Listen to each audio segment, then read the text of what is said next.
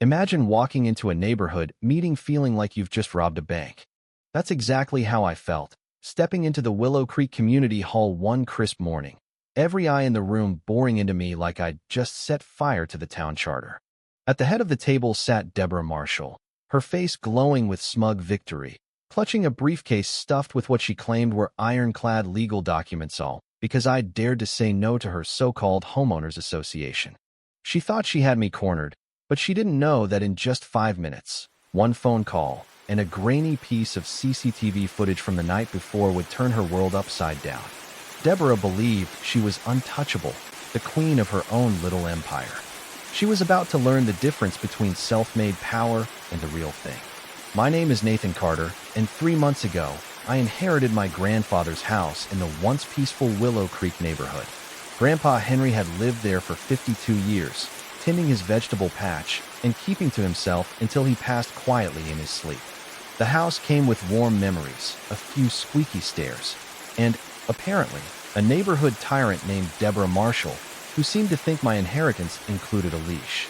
I'm a freelance data analyst, which means I work from home, guard my privacy fiercely, and don't take kindly to uninvited busybodies. But Deborah had other plans for my quiet life. It all started 2 weeks earlier when Deborah showed up at my door, armed with a clipboard, a fake smile, and the kind of pushy charm that makes your skin crawl. She introduced herself as the president of the Willow Creek Homeowners Association and shoved a dog-eared packet of papers into my hands, the kind of shoddy printout you'd expect from a shady copy shop. "Welcome to the neighborhood, Nathan," she said, her voice syrupy but sharp. "I'm here to get you signed up for your HOA duties." I skimmed the packet fees, rules, and fines so steep they'd make a loan shark blush. When I told her I wasn't interested, her smile vanished faster than a dropped call. "It's not optional," she snapped, her tone turning icy. "Your grandfather was a member, so you're automatically enrolled. The monthly fee is $600, and you're already 2 months behind. $600 for what? The right to have her nitpick my mailbox color? I've dealt with enough corporate nonsense to spot a power grab, and Deborah's whole setup screamed scam. I politely declined, which was clearly the wrong move. Her face flushed crimson, and she stormed off, muttering about serious consequences. That brought me to the community meeting, which Deborah had declared mandatory. The Willow Creek Hall was a time capsule of faded wood paneling and buzzing fluorescent lights, with about a dozen residents slouched in folding chairs, looking like they'd rather be at the dentist. Deborah stood at the front, commanding the room like a dictator at a podium, her briefcase open to reveal a stack of papers thick enough to double as a doorstop. The moment I walked in, her eyes locked onto me, glinting with predatory glee. "Ladies and gentlemen," she announced, her voice bouncing off the walls, "we have a problem threatening the very heart of our community standards." She pointed at me like I was a criminal on trial. The other residents squirmed, some avoiding my gaze, others staring with a mix of pity and curiosity. Deborah pulled out a calculator, tapping it theatrically. "Mr.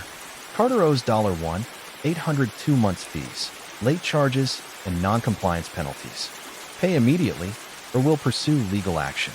She reached into her briefcase with a flourish, producing a manila folder so hefty it could have knocked someone out. "Here's the original HOA agreement, signed by Henry Carter in 1997, proving your obligation." My stomach dropped. Grandpa Henry, signing an HOA contract? That didn't add up. He was a retired mechanic who read every fine print twice and haggled over gas bills. The idea of him handing over control of his property was absurd. But there it was, a document with what looked like his signature. Deborah slid it across the table, smirking like she'd just won a chess match. I picked it up, hands shaking, and held it to the light. That's when I saw a detail so small it made my heart race. The signature was in smooth blue ballpoint ink, the kind you'd find in any modern pen. But Henry died in 2000, and this document was supposedly from 1997. That specific ink didn't exist until 2004. My blood ran cold. This wasn't just a pushy HOA. This was fraud, and I was holding the proof that could unravel Deborah's entire scheme. I kept my face neutral, folding the document and sliding it back to her. "This is interesting," I said, my voice steady despite the adrenaline. "I'll need to review it with my lawyer." Deborah's eyes narrowed, but her smile stayed plastered on. "Of course," she purred, "but every day you delay adds penalties." The residents shuffled out, eager to escape the tension, leaving just me, Deborah, and the stale smell of old coffee. Back home, I dove into Grandpa Henry's old filing cabinet, a treasure trove of his meticulous record-keeping. If there was any real HOA paperwork, it'd be there, neatly labeled. After 2 hours, I found no trace of an HOA. But I did find a gem, a 1994 letter from the Pine Hollow Community Association inviting Henry to join their legitimate HOA. At the bottom, in his spiky handwriting, was a firm refusal. "No thank you. I manage my property myself." Henry Carter. His signature was worlds apart from the one Deborah showed, written in the black fountain pen he always used. Then I went online. A quick search revealed the Willow Creek HOA was registered in 2024, barely 6 months old, with Deborah Marshall as the sole agent. The kicker? The business address was my house. She'd used my grandfather's property as her fake headquarters without a shred of legal right.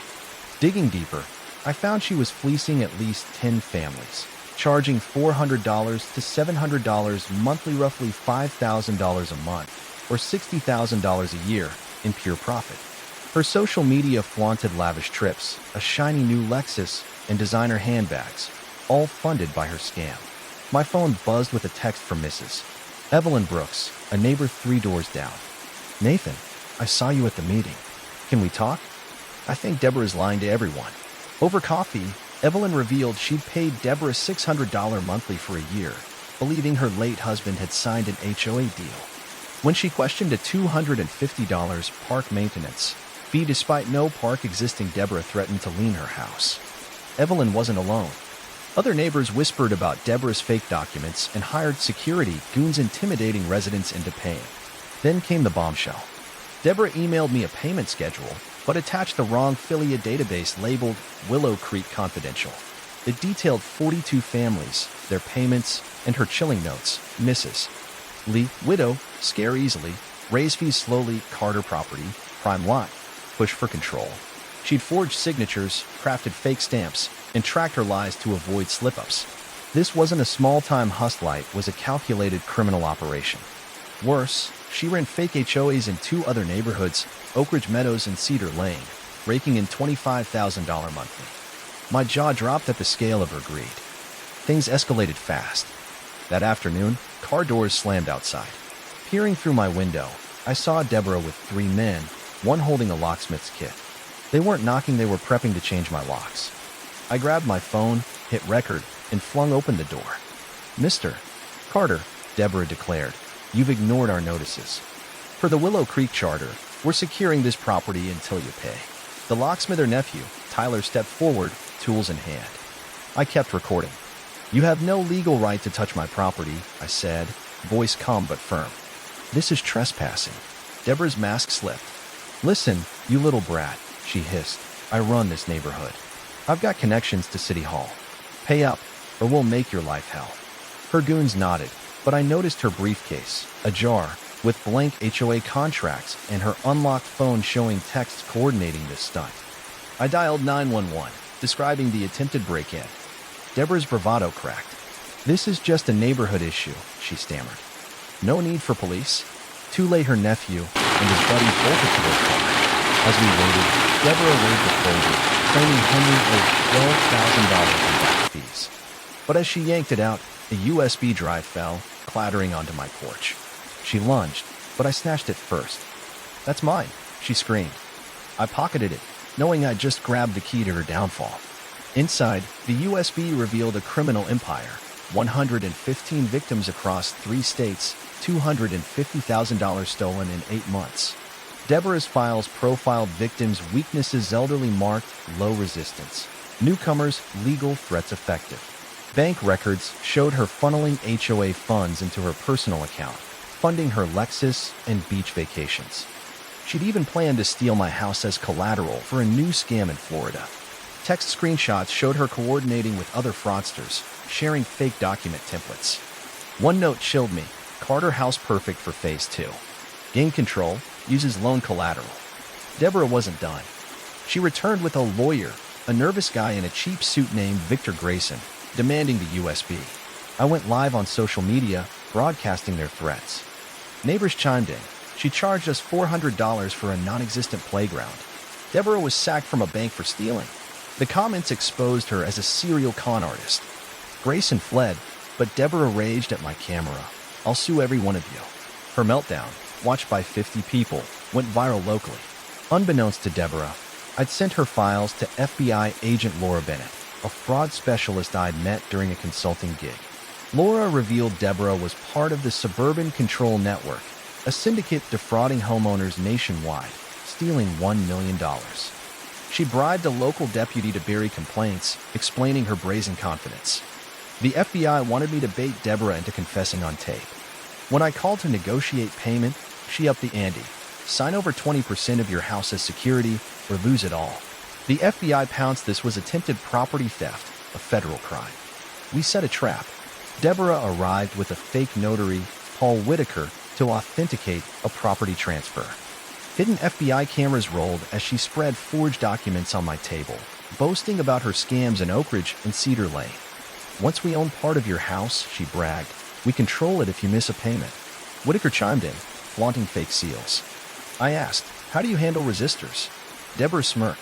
Liens, utility cutoffs, or our enforcement boys pay a visit. Most people pay to avoid the hassle. She detailed a blacklist database spanning 3 states. As she handed me a pen, FBI agents stormed in. Nobody moved. Laura shouted. Deborah froze. Whitaker babbled, I'm just a notary. Handcuffs clicked, and Deborah's empire collapsed. In custody, Deborah sobbed, confessing she'd turned to fraud after being fired for embezzlement. Her network targeted vulnerable homeowners, stealing $1 million from 115 victims. She'd planned to flee with my house's value, setting up in Florida. The FBI's raids dismantled her syndicate, arresting 12 accomplices across 4 states, recovering $300,000. Deborah got 7 years in prison and $1.2 million in restitution. Whitaker and the deputy faced charges, too. Willow Creek healed. Neighbors, once silenced by fear, bonded over their shared ordeal. Evelyn Brooks led workshops on scam prevention. I found a letter from Grandpa Henry, a former title clerk, warning against HOA traps, with legal papers proving his house was free of encumbrances. Inspired, I started a real HOA transparent, community-driven, focused on events and support. Deborah thought she could bully us with fake power, but the truth won. Justice isn't just a dream, it's what happens when you fight back. Have you faced a neighborhood bully or fake authority? Share your story below.